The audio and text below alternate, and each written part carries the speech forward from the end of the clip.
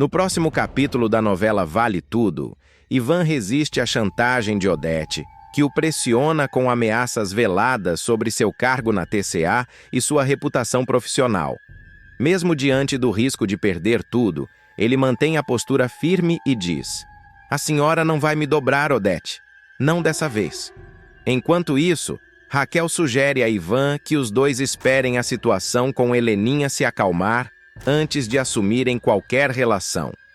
"A Heleninha está abalada demais. Não quero que você se prejudique por minha causa." "Vamos esperar um pouco", diz ela com maturidade.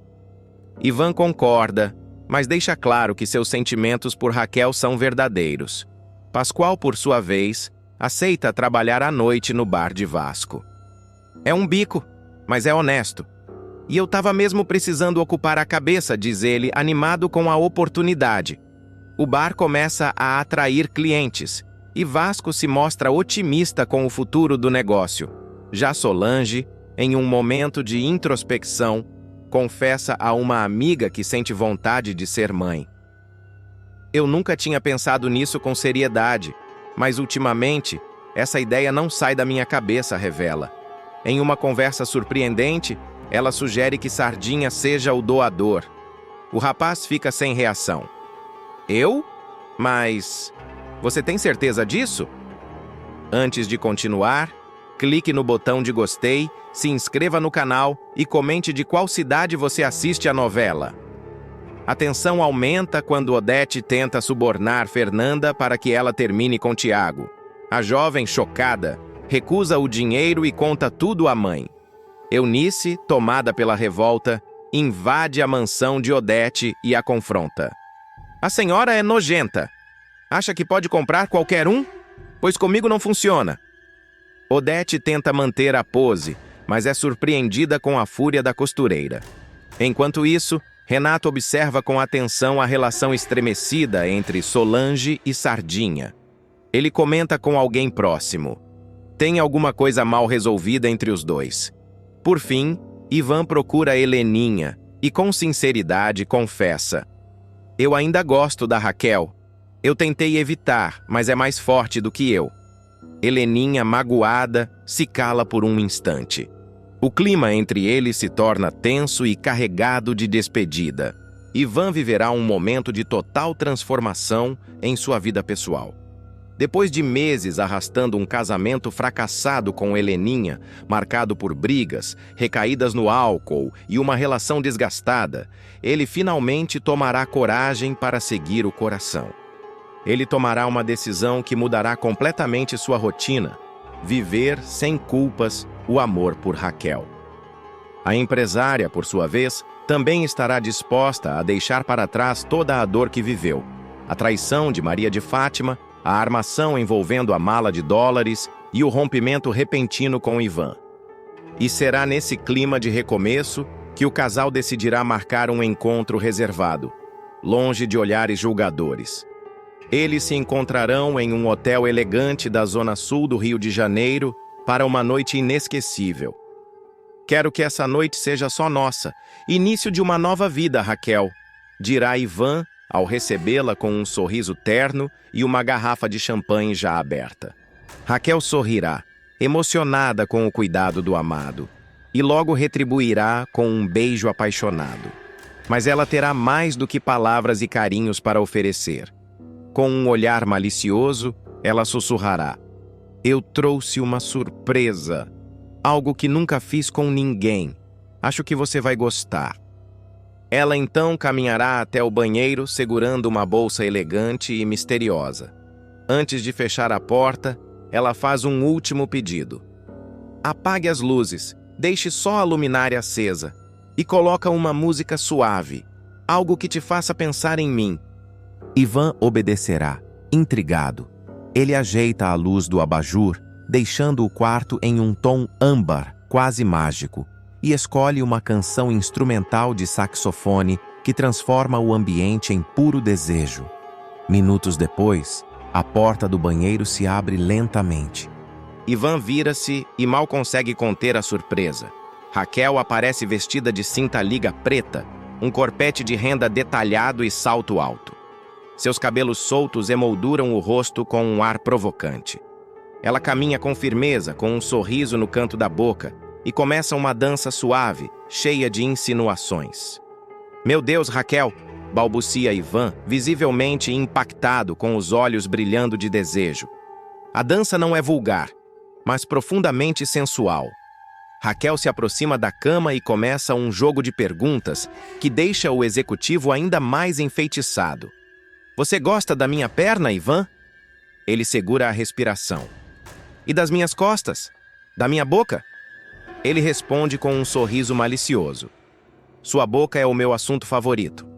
Os dois riem, mas o clima não perde a intensidade. Pelo contrário, se intensifica. Raquel sobe na cama de joelhos e se aproxima lentamente de Ivan, que está paralisado, completamente rendido. Eles se beijam com paixão e urgência, como se cada segundo distante fosse um crime contra o tempo. O toque entre eles é diferente, mais íntimo, como se cada gesto dissesse: agora você é meu, sem culpa, sem dor. A noite segue em clima de completa entrega. Raquel conduz o ritmo, segura de si, como uma mulher que finalmente assumiu o controle do próprio desejo. Ivan, por sua vez, se mostra mais vulnerável do que nunca, mas sem perder o charme ou a ternura. Eu esperei muito por isso, Raquel, e você me surpreende a cada instante.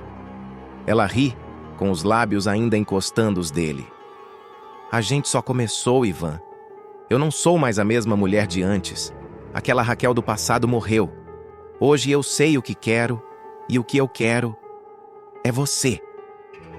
Enquanto isso, na casa de Heleninha, a solidão toma conta. A mulher, que ainda não se recuperou da separação, bebe sozinha, olhando para uma foto antiga do casamento. Ele se foi de vez, sussurra, antes de virar um copo de uísque. A trama mostra o contraste entre os caminhos tomados por cada um após o rompimento. Heleninha mergulha no abismo do alcoolismo, enquanto Ivan experimenta um renascimento ao lado da mulher que sempre amou. De volta ao hotel, o relógio marca quase 3 da manhã. Os lençóis estão amassados e o quarto parece flutuar em meio ao perfume de Raquel e o cheiro de champanhe. Ivan acende um cigarro ainda ofegante e olha para a mulher ao seu lado com admiração. Você me ensinou que amar pode ser leve, que a paixão pode ser divertida e profunda ao mesmo tempo. Raquel o encara, deitada de lado, com o rosto colado ao travesseiro. E você me ensinou que posso ser feliz, mesmo depois de ter sido pisada, traída, humilhada. Você me resgatou, Ivan, e hoje eu resgato você. Eles se beijam novamente, agora com mais suavidade, como quem sabe que o pior já passou e que o futuro pode ser promissor. Mas nem tudo será tranquilidade para o casal. Na manhã seguinte, ao sair do hotel, Raquel se deparará com um fotógrafo escondido. Um clique rápido e a imagem será registrada. Ela e Ivan de mãos dadas, em clima de romance. Mal sabe ela que essa foto irá parar nas mãos de Odete Reutemann, que não medirá esforços para usar isso contra Ivan, e, indiretamente, contra Raquel também. A poderosa empresária verá no novo relacionamento do ex-funcionário uma vulnerabilidade que pode ser explorada. Ah, então é por isso que o Ivan recusou minha proposta? Está de romancezinho com a feirante. Isso vai custar caro, dirá Odete, fria e calculista. Enquanto isso, Maria de Fátima, ao saber da reconciliação entre a mãe e o executivo, reagirá com desprezo e deboche. A mamãe agora tá achando que é diva de cinema? Fazendo dança de cinta-liga para executivo? Ridícula! Isso não vai durar. Eu vou dar um jeito nisso também. Mesmo diante das ameaças externas, Raquel e Ivan seguirão firmes, ao menos por enquanto, explorando todas as nuances da nova fase da relação. Entre jantares à luz de velas, conversas profundas e noites de paixão explosiva, o casal mostrará que, às vezes, o amor verdadeiro não acontece na juventude, mas depois da dor, da perda, da maturidade. E nessa nova fase, a nova Raquel mostrará que por trás da mulher guerreira que enfrentou tudo pela filha e pela dignidade, existe também uma amante ousada, que sabe surpreender e dominar quando quer. E Ivan, encantado, perceberá que mais do que uma companheira, encontrou uma mulher que é, ao mesmo tempo, seu porto seguro e seu mais excitante desafio. A paixão entre Raquel e Ivan continuará intensa. Em nova cena, após um jantar sofisticado, o casal retorna ao apartamento dela. Desta vez, é Ivan quem surpreende. Surge de terno, mas sem camisa, com uma rosa na mão e um olhar lascivo. Ele puxa Raquel para perto e sussurra no ouvido: "Agora é a minha vez de te fazer uma surpresa." A empresária ri, deixando-se conduzir, completamente entregue. Os dois se beijam com sofreguidão, invadidos por um desejo que parece incontrolável. Entre beijos, mordidas, sussurros e declarações, os corpos se encontram em perfeita sintonia. Pela primeira vez, Ivan e Raquel não fazem amor apenas com o corpo, mas com a alma. Uma fusão de paixão, liberdade, respeito e entrega. Contudo, ao mesmo tempo que se afundam um no outro, os ventos do lado de fora anunciam tempestade. Em uma conversa secreta, César se alia a Odete e propõe sabotar o relacionamento do casal. "Eu posso me aproximar da Raquel. Sei como ela pensa, sei o que ela quer ouvir. Posso fazer ela duvidar dele", oferece o modelo, com olhos frios e ambição pulsando. Odete sorri satisfeita. "Faça isso. Quero que esse romance imploda por dentro, e se conseguir arrastar Raquel para o ridículo, melhor ainda." A guerra contra Ivan e Raquel está declarada, e será travada em várias frentes. No coração, na cama, nas manchetes dos jornais e nos bastidores do poder. Mas o que ninguém espera é que juntos eles estejam mais fortes do que jamais foram sozinhos. Ivan deixará de ser o alvo indefeso das armações de Odete Roitman e passará a tomar as rédeas de sua própria história. Depois de ser humilhado, injustiçado e preso injustamente, o executivo dará a volta por cima ao descobrir, com a ajuda de Bartolomeu, um dossiê que pode ruir o império da matriarca dos Roitman. Com provas irrefutáveis em mãos, ele armará uma emboscada para expor a vilã e ameaçará jogar tudo para o alto caso ela não recue. A reviravolta terá início após Ivan ser surpreendido por uma denúncia anônima que o acusa de oferecer suborno a um agente público federal. A prisão acontece em flagrante. O executivo aparece entregando um envelope para Gerson, homem de aparência formal, discreta, mas que tem conexões nebulosas nos bastidores da política e do poder. As imagens são capturadas e vazadas por alguém infiltrado, e Ivan é levado preso sob forte comoção midiática.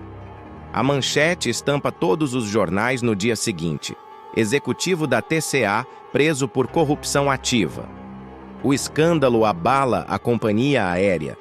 Internamente, Odete finge surpresa e lamenta profundamente a queda moral do ex-genro.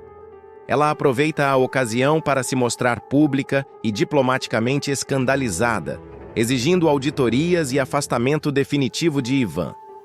É uma tristeza, mas era inevitável. A TCA não pode tolerar esse tipo de conduta, declara a imprensa com ar cínico. Contudo, o que ninguém espera é que por trás desse teatro está justamente a própria Odete. Foi ela quem articulou a farsa, orientou Gerson e pagou pelo flagrante. Tudo como forma de vingança pessoal por Ivan ter desafiado sua autoridade durante o processo de separação com Heleninha. O que era para ser um escândalo moral virou instrumento de revanche. Mas Odete não contava com Bartolomeu. Enquanto Ivan amarga a prisão preventiva e o escárnio público, seu pai, Bartolomeu, se recusa a aceitar a narrativa oficial. Com décadas de experiência como jornalista investigativo, ele resolve agir. Tem algo muito errado nisso. O Ivan pode ser teimoso, mas não é burro. Ele jamais cometeria um erro tão grotesco assim, a menos que alguém tenha montado a cena.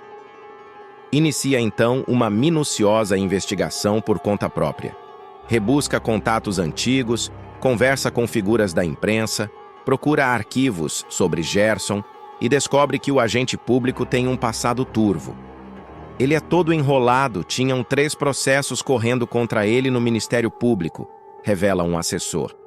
Os processos, embora arquivados, revelam uma trajetória marcada por irregularidades e relações suspeitas com empresários de reputação duvidosa. Mas Bartolomeu vai além. Ele descobre que Gerson está sendo investigado por envolvimento em uma transação imobiliária fraudulenta e que está prestes a ser indiciado. Com essa informação preciosa em mãos, arma uma emboscada. Usando um conhecido como Isca, grava uma conversa na qual Gerson, na tentativa de livrar-se da pressão, acaba confessando tudo. Sim, fui eu que entreguei o envelope, mas foi a mando da dona Odete. Ela disse que o sujeito precisava de uma lição, que ninguém desafiava ela daquele jeito e saía impune. Eu só fiz o que ela mandou, e ela pagou bem, bem demais para dizer não. A gravação é clara, sem cortes. Bartolomeu entrega o material ao filho no dia seguinte, em uma cena repleta de emoção contida. É sua vez agora, Ivan. Jogue com inteligência. Você tem a verdade nas mãos.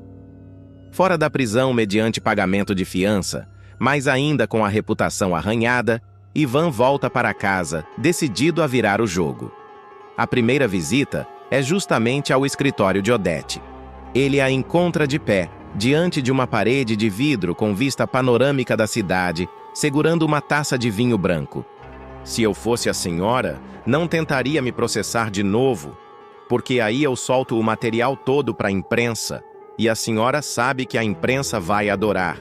Dispara Ivan, sem hesitar. Odete se vira lentamente, sem perder a pose. Mas o brilho de vitória em seus olhos desaparece. Que bobagem é essa agora? Veio me ameaçar? Ivan se aproxima e joga sobre a mesa uma cópia do dossiê junto com um pendrive. Tá tudo aqui. A senhora armou, pagou e se beneficiou do golpe. Inclusive a parte em que ele fala o nome da senhora. Isso tem valor de prova judicial, viu? Ela tenta manter o autocontrole, mas seus dedos trêmulos ao tocar o pendrive denunciam a tensão. Não me venha com chantagens baratas. Você foi imprudente, Ivan. Só está colhendo o que plantou, rebate Odete, tentando recuperar o domínio da conversa. Mas Ivan não recua. Não é chantagem. É um aviso. Ou a senhora recua com as acusações, ou isso aqui vai parar em todas as redações do país. E vamos ver se o império da Reutemann resiste. Ivan faz exigências. A empresária tenta se recompor. Respira fundo e cruza os braços, fingindo frieza. Mas Ivan segue. Eu quero uma retratação oficial. Quero meu nome limpo.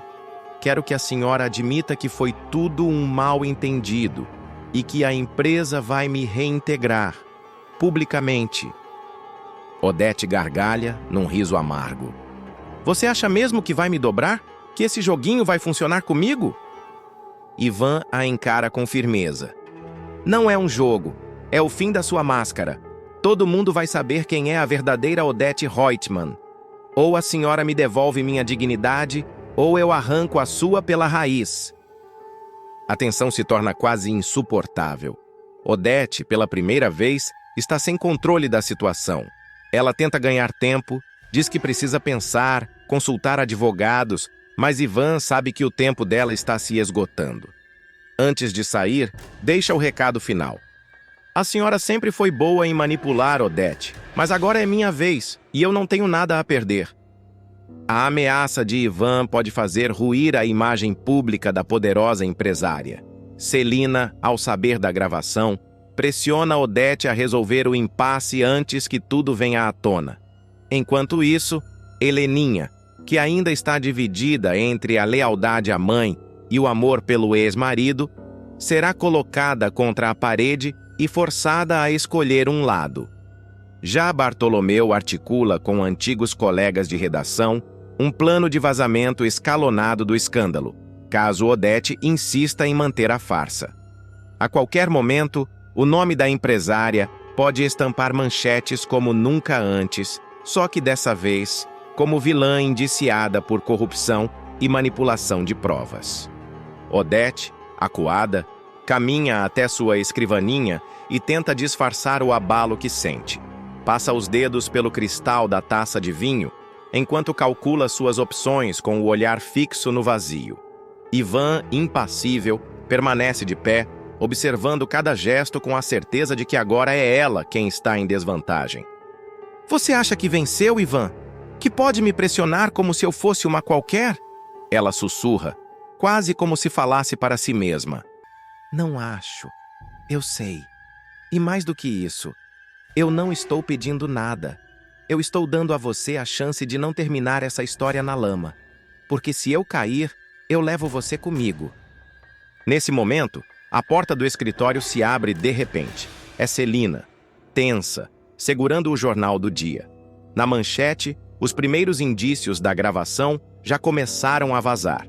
Fonte anônima afirma que suborno na TCA pode ter sido armação. Você tem até amanhã para resolver isso. Senão a imprensa vai saber tudo, palavra por palavra. E sai, deixando Odete e Celina sozinhas, cercadas por um silêncio que mais parece o som do abismo se abrindo. A queda de Odete Reutemann pode estar mais próxima do que nunca. Ivan não tem mais nada a perder, e agora nem Celina está mais ao seu lado. A rainha do jogo está cercada, e o checkmate pode vir de onde ela menos espera. Walter é encurralado após sabotagem contra Raquel, vai se ver com a justiça. Maionese envenenada colocará o amante de Odete na mira de todos. A situação vai esquentar quando um plano sórdido for colocado em prática contra Raquel Ascioli, e um rosto conhecido, mas ainda subestimado por muitos, acabará no centro do furacão. Walter. Amando de Odete Reutemann, o rapaz vai envenenar um lote de maionese da Paladar, colocando em risco não apenas a saúde dos clientes, mas também a reputação da empresária batalhadora. Mas o crime, por mais bem arquitetado que pareça, logo começará a ruir. E a verdade virá à tona, colocando Walter contra a parede. A sequência começa com a descoberta do problema na Paladar. Uma cliente passa mal após consumir um dos pratos preparados com maionese, e rapidamente os boatos começam a se espalhar. A vigilância sanitária é acionada e uma inspeção é feita às pressas na cozinha do restaurante. Raquel entra em estado de alerta, sem entender como aquilo poderia ter acontecido, já que ela sempre zelou pela qualidade dos produtos e higiene do ambiente. Gilda começa a ligar os pontos. No meio do tumulto, os funcionários da Paladar são convocados para uma conversa. Em meio às especulações, o porteiro do prédio comenta de forma inocente. Na noite anterior, só teve uma pessoa que entrou aqui depois do expediente. Foi o Walter. Disse que tinha esquecido a mochila. A informação, aparentemente banal, acende um alerta em Gilda. Ela imediatamente se lembra de ter visto Walter saindo do restaurante com a mochila nas costas. Sem pensar duas vezes, ela interrompe a reunião e dispara. Espera aí, Walter. Você saiu daqui com a sua mochila, sim. Eu lembro perfeitamente. Eu estava do lado de fora quando você passou por mim. A acusação pega Walter desprevenido. Tentando manter a compostura, ele responde com ironia. Claro que não saí com mochila nenhuma. Se eu voltei para buscar, como é que eu já estava com ela? Isso não faz sentido. Mas Gilda não cede. Olha para Raquel com firmeza nos olhos. Raquel, eu não lembro nem o que comi ontem no café da manhã, mas isso eu tenho certeza. O Walter saiu daqui com a mochila dele. Ele estava nervoso, andava apressado. Achei estranho na hora, mas agora tudo faz sentido. Walter começa a se desequilibrar. Diante da acusação, Walter tenta desviar o foco, acusando os colegas de perseguição. Ah, claro, porque eu sou o mais novo aqui. É fácil apontar o dedo, nenhuma prova, só suposição. Eu vou embora, tá legal? Nunca mais boto os pés nesse lugar. Ele se levanta e tenta sair, mas os colegas, indignados com a possibilidade de que alguém tão próximo possa ter colocado vidas em risco, tentam impedi-lo. A tensão aumenta, mas sem uma prova concreta, Raquel decide intervir. Deixa ele ir. Mas se você teve alguma coisa a ver com isso, Walter, eu juro por tudo que é mais sagrado. A gente vai descobrir. E quando isso acontecer, você vai se ver com a justiça. Porque isso é crime. E dos mais graves. Odette Reutemann observa de longe. Enquanto Walter sai da Paladar, visivelmente abalado, uma outra cena se desenrola em paralelo. Do alto de sua cobertura, Odette Reutemann recebe uma ligação. Ele fez exatamente como o combinado. A maionese foi adulterada, diz uma voz masculina ao telefone. Odette sorri, satisfeita. Ótimo. Agora vamos ver quanto tempo essa proletária vai aguentar. O público adora uma queda de moralista. Mas o que a vilã não espera é que a rede de solidariedade em torno de Raquel comece a se fortalecer. Clientes fiéis do restaurante publicam mensagens de apoio, e mesmo diante da crise, a empresária se recusa a abaixar a cabeça. Com a tensão pairando no ar, Ivan se aproxima de Raquel para oferecer apoio. Apesar das rusgas do passado, ele mostra preocupação com a situação. Você sabe que eu tenho minhas críticas, Raquel, mas isso é covardia. Sabotar comida? Pôr a vida das pessoas em risco? Isso não se faz. Gilda, por sua vez, continua sua própria investigação paralela. Ela começa a conversar com outros funcionários e vizinhos do restaurante em busca de mais informações sobre o paradeiro de Walter na noite anterior. Um entregador revela que viu Walter saindo da Paladar e entrando num carro preto, que depois o levou em direção ao Leblon. Enquanto Walter tenta se esconder, um antigo conhecido dele reaparece. Ele resolve abrir o jogo. Eu sei que foi o Walter. Ele me procurou, disse que precisava de um favorzinho. Queria um composto que causasse enjoo, mas não fosse letal. Disse que ia usar para se vingar de alguém. Essa nova peça se torna fundamental para a reabertura da investigação. Gilda corre para contar a Raquel que reúne tudo o que tem.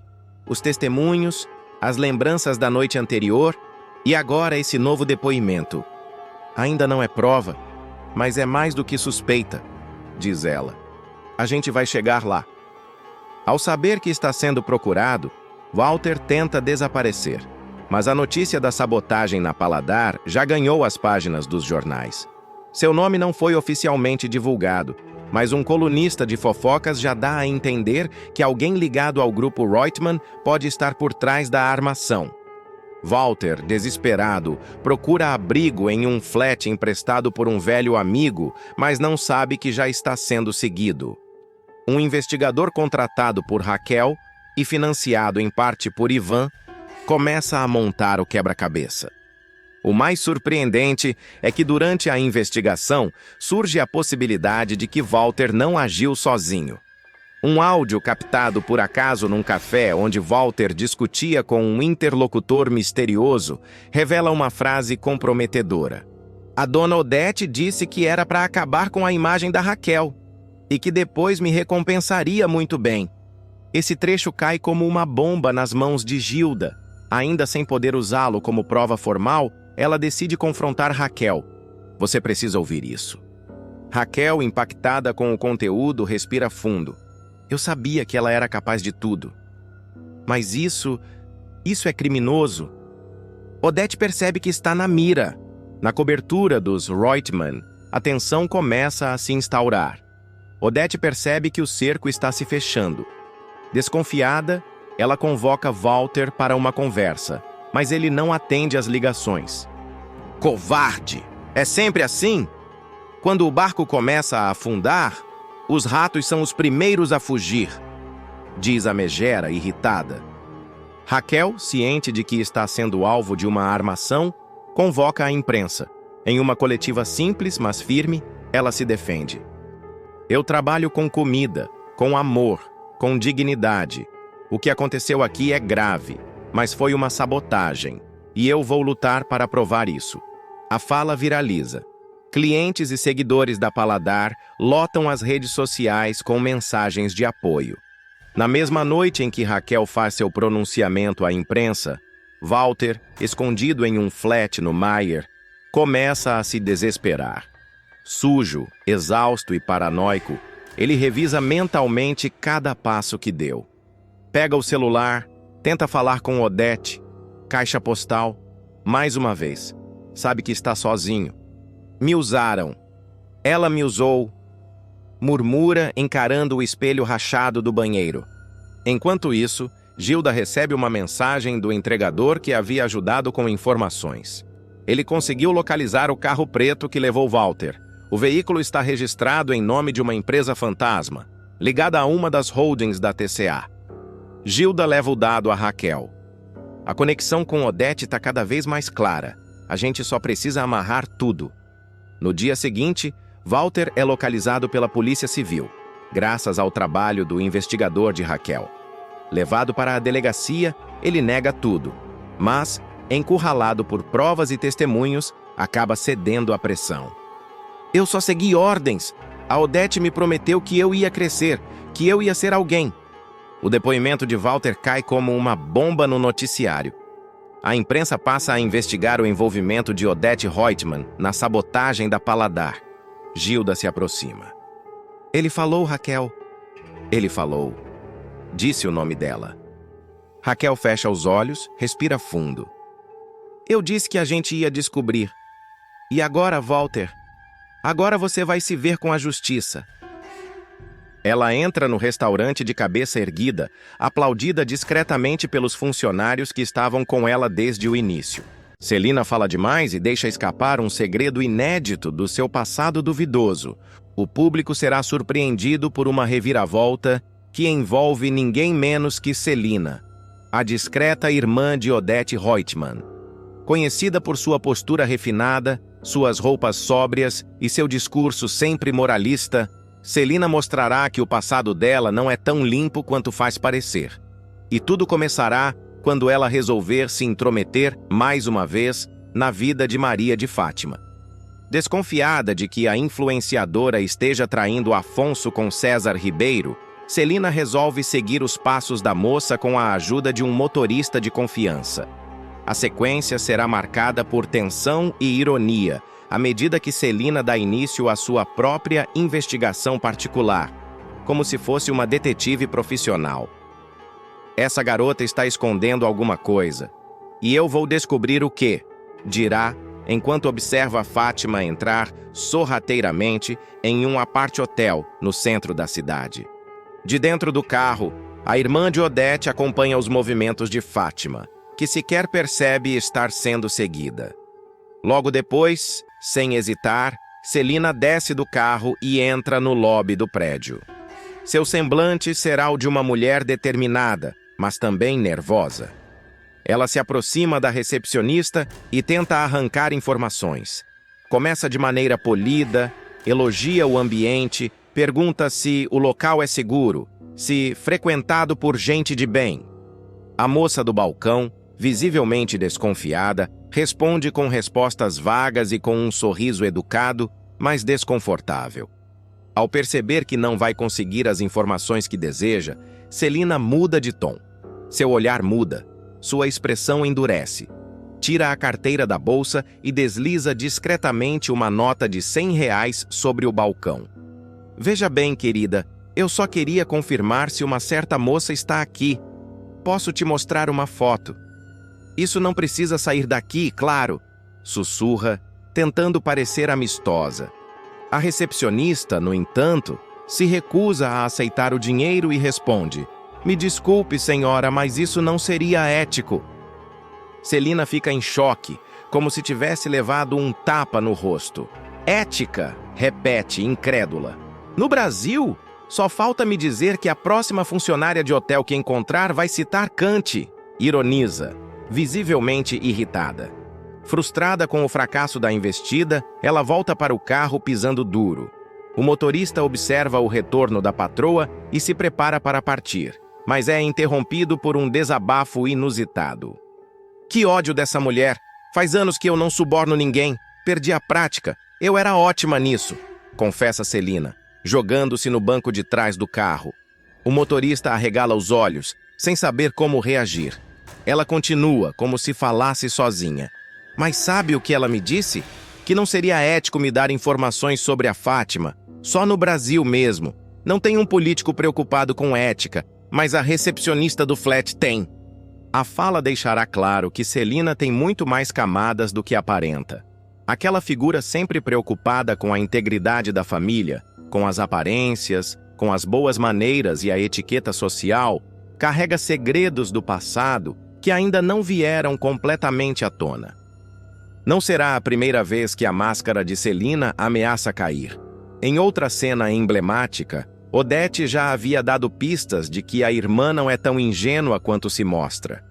Durante uma discussão acalorada sobre heranças, bens e estratégias matrimoniais, Odete joga na cara da irmã que foi ela quem arranjou para Celina um marido rico e doente, apenas para garantir o futuro da família. Você só casou com aquele homem porque eu coloquei ele na sua frente, Celina. Ele já estava com um pé na cova. Disparará Odete. A resposta de Celina, no entanto, deixará até mesmo a irmã desconcertada. Essa sorte nós duas demos de ficar viúvas cedo. A naturalidade com que Celina trata o assunto deixará claro que, apesar da fachada de boa samaritana, ela sempre soube jogar o jogo do poder. Além disso, ao longo dos capítulos, o público perceberá outros indícios da moral flexível de Celina. Em um jantar de família, quando Afonso comenta sobre a importância da honestidade nos negócios e cita a fundação que criou para ajudar comunidades carentes, Celina rebate com um comentário sarcástico. Querido, caridade não se faz com palavras bonitas, se faz com bons contatos e um pouco de cinismo. Odete, sempre ácida, observa a fala da irmã e comenta, meio rindo, meio provocando. Até que enfim você está voltando a ser quem era, Celina. Aquele ar de santidade já estava me dando náuseas. A provocação não será rebatida. Celina apenas sorri e responde. A gente nunca muda completamente, não é? Essas revelações progressivas farão o público repensar a personagem. Afinal, quem é a verdadeira Celina? A tia preocupada, que cuida de Afonso como um filho e defende Heleninha das armadilhas do mundo? Ou a mulher pragmática que sabe manipular e esconder seus rastros como ninguém? Em cenas futuras, outros personagens também começarão a desconfiar das intenções de Celina. Ivan, por exemplo, terá uma conversa com Afonso em que questiona as motivações da tia. Você nunca se perguntou por que ela sabe tanto sobre a vida de todo mundo, Afonso. Ela não é só observadora, ela é estrategista. Afonso, inicialmente relutante, começará a se perguntar se sua tia tem mesmo algo a esconder. Em um flashback, o público verá Celina mais jovem, sentada em uma sala luxuosa, cercada por políticos, rindo de um brinde feito em francês. A cena será rápida, mas suficiente para levantar suspeitas. Qual era, afinal, o verdadeiro papel de Celina nas rodas de poder do passado? Até mesmo Fátima, que vive em guerra com a família, fará um comentário venenoso. Celina me persegue porque vê em mim a garota que ela já foi. Só que com um detalhe. Eu sou honesta com meus pecados. Ela finge que não tem nenhum. Enquanto isso, Celina continuará sua cruzada pessoal contra o relacionamento de Fátima com Afonso. Mesmo sem provas concretas, ela insistirá que a influenciadora está interessada apenas no dinheiro e no status. Essa menina é uma cobra. Está só esperando a hora de dar o bote, dirá em uma conversa com Odete. A irmã, no entanto, rebaterá com sarcasmo. E você acha que nós somos diferentes de Fátima, Celina? Você acha que não jogamos o mesmo jogo, só com um vestido melhor e vocabulário mais refinado? A novela se aprofundará cada vez mais as ambiguidades morais dos personagens, mostrando que ninguém é completamente inocente, nem mesmo Celina. Sua tentativa frustrada de subornar a recepcionista, suas respostas mordazes a Odete e seu passado ainda nebuloso serão peças fundamentais para construir sua trajetória dentro da novela. E se Celina já foi capaz de armar casamentos, mentir com classe e manipular a percepção alheia com um sorriso discreto no rosto, o que mais será que ela esconde? Terá ela algum envolvimento com os esquemas de Marco Aurélio? Ou talvez um segredo ainda mais profundo com Ivan, Raquel ou algum político do passado? Essas perguntas começarão a ecoar conforme o comportamento da personagem se torna mais contraditório. O público verá Raquel descer ao fundo do poço após ser humilhada por Odette Reutemann, mas também assistirá à sua impressionante retomada. Tudo isso em tempo recorde. A transformação da personagem vai emocionar, mesmo acontecendo de forma quase milagrosa. Da areia da praia à reconstrução da Paladar, a mocinha mostrará que dignidade, coragem e honestidade são mais fortes do que qualquer golpe. Após ter sido expulsa da empresa que ela mesma fundou, Raquel terá momentos de extrema dor e solidão. Odette, cruel como sempre, não hesitará em comprar a parte de Celina na Paladar e imediatamente decretar o fechamento da empresa. A justificativa será estratégica. A vilã não quer que a imagem da Paladar, associada a Raquel, prospere no mercado de alimentação. Raquel, devastada, se vê obrigada a encerrar atividades, demitir funcionários e deixar o imóvel. Estão destruindo tudo o que eu construí com as minhas mãos. Tudo o que eu fiz com amor, com honestidade. Isso é justo? Dirá Raquel, aos prantos, no momento em que entrega as chaves do imóvel para o oficial de justiça. É a segunda vez na trama que ela se vê vendendo sanduíches nas areias da praia, como fez no início da novela. A diferença é que agora o baque emocional é muito mais profundo, porque a perda vem depois de uma longa caminhada de conquistas. Mesmo em meio à humilhação pública e ao luto por sua empresa, Raquel não se deixa corromper. Mantém a cabeça erguida, retorna para sua cozinha simples e começa a preparar sanduíches, sucos e bolos com os poucos ingredientes que lhe restam. Ela caminha todos os dias até a praia com sua caixa térmica. Bom dia! Sanduíche natural, suquinho de acerola. Tudo feito com muito carinho. Repete, com um sorriso forçado, tentando manter o espírito vivo. Em paralelo, Celina começa a se afundar em culpa. A revelação de Maria de Fátima de que ela havia investido na Paladar sem contar à irmã acaba sendo uma bomba dentro da mansão dos Reutemann. Odette, ao descobrir que Celina havia ajudado a Raquel pelas costas, perde o controle e pressiona a irmã até conseguir que ela venda sua parte da empresa. A pressão é tanta que Celina acaba cedendo. Ela assina os papéis, mas mal consegue dormir à noite com a consciência pesada. Eu nunca quis destruir a Raquel, pelo contrário, eu acreditava nela. E ainda acredito, desabafa Celina para Heleninha, que não entende as ações da tia. A verdade, no entanto, é que Celina se deixa manipular facilmente por Odette, mas no fundo é movida por arrependimento e compaixão. E é essa culpa que a fará mudar de atitude, desencadeando uma nova fase da novela. Decidida a reparar seus erros, Celina procura o antigo proprietário do prédio da Paladar, que Odette havia comprado por meio de um laranja. Com a ajuda de um advogado, ela consegue recomprar o imóvel em segredo sem que a irmã descubra. Em seguida, vai ao encontro de Raquel, que se surpreende ao vê-la na porta da casa onde está morando de favor com a amiga Gilda. Celina, o que você está fazendo aqui? Pergunta Raquel desconfiada. A empresária estende a mão e entrega a chave do antigo imóvel. Você tem o direito de recomeçar, de onde nunca deveria ter saído, diz. Raquel segura a chave, emocionada, e lágrimas escorrem em seu rosto. O que a Celina fez foi o mínimo que ela devia fazer, afirma a protagonista, com a dignidade de quem sabe o próprio valor. Raquel não perde tempo. Em poucos dias, convoca a antiga equipe. Gilda, Bartolomeu, Poliana, Pascoal e outros funcionários fiéis. Todos aparecem com disposição e lágrimas nos olhos, dispostos a reconstruir o sonho coletivo que foi destruído por Odette. As cenas da reforma da sede da Paladar são intensas, com marteladas, tintas, risos e abraços. Raquel reaparece usando o avental, testando receitas, fazendo ligações e cuidando de cada detalhe, como fazia nos primeiros dias do restaurante. Ao mesmo tempo, ela dá um passo importante e ousado.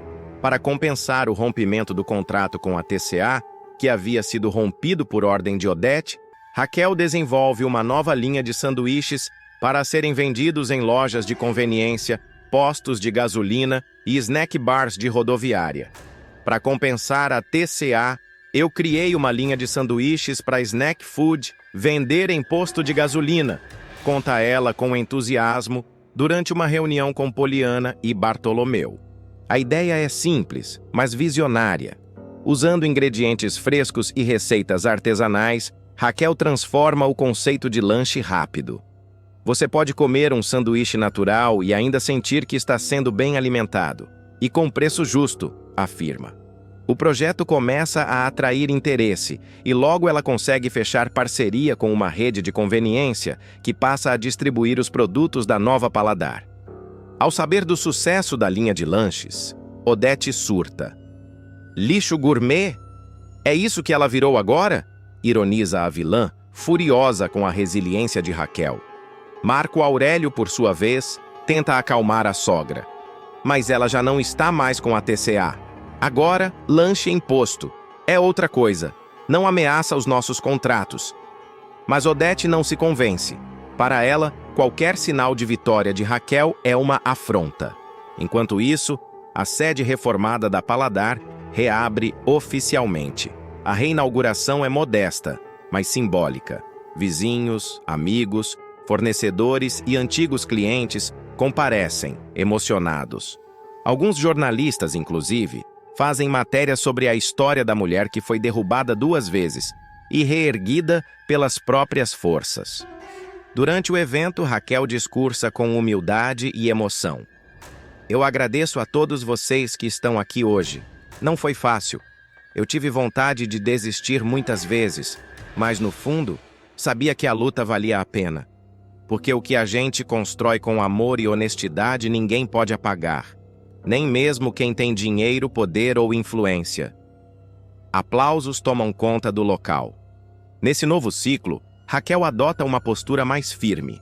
Ela deixa de lado a ingenuidade e passa a agir com mais estratégia, ainda mantendo seus valores éticos. Orienta a equipe com disciplina, revisa contratos com mais cuidado e até contrata um consultor financeiro para evitar novas surpresas. A gente aprende com a dor, mas eu prefiro aprender com a dignidade, diz em conversa com Gilda. A relação entre Raquel e Celina, embora abalada, começa a se recompor. A tia de Heleninha passa a frequentar a nova sede discretamente, levando sugestões e apoio. A nova Paladar começa a ganhar notoriedade não apenas pelo sabor dos produtos, mas também pela história que carrega. A imprensa, que antes explorava o sofrimento de Raquel como espetáculo, agora volta a procurá-la com outro olhar. Você virou um símbolo de superação, Raquel, diz uma repórter ao entrevistá-la para uma matéria especial sobre empreendedoras brasileiras. Eu não queria ser símbolo de nada, só queria trabalhar em paz, responde ela com sinceridade. A repercussão da reabertura gera um novo fluxo de oportunidades. Pequenas redes de supermercados começam a encomendar a linha de lanches naturais, e uma distribuidora paulista propõe um acordo para expandir a marca em outras capitais. Raquel, inicialmente relutante, decide seguir com cautela. A gente aceita crescer sim, mas no nosso ritmo com nosso padrão. Nada de abrir mão do que é certo, afirma diante de sua equipe. Enquanto isso, Maria de Fátima observa tudo de longe. A filha, que havia sido o estopim da primeira derrocada da mãe, agora se vê apagada pelo brilho da mulher que tentou destruir. Sem dinheiro, sem alianças e cada vez mais isolada, Fátima sente a pressão da própria queda. E aos poucos, a narrativa da novela começa a deixar claro que quem trai uma vez está sempre a um passo de ser traído. Do outro lado, Ivan volta a se aproximar de Raquel. O reencontro entre os dois é sutil e cheio de emoção contida. Você nunca deixou de ser a mulher mais forte que eu conheci, diz ele ao visitá-la na nova sede da Paladar. Raquel, embora abalada, prefere manter o foco. Agora eu não posso me distrair, tem muita coisa para reconstruir, Responde, mostrando que aprendeu a priorizar a si mesma.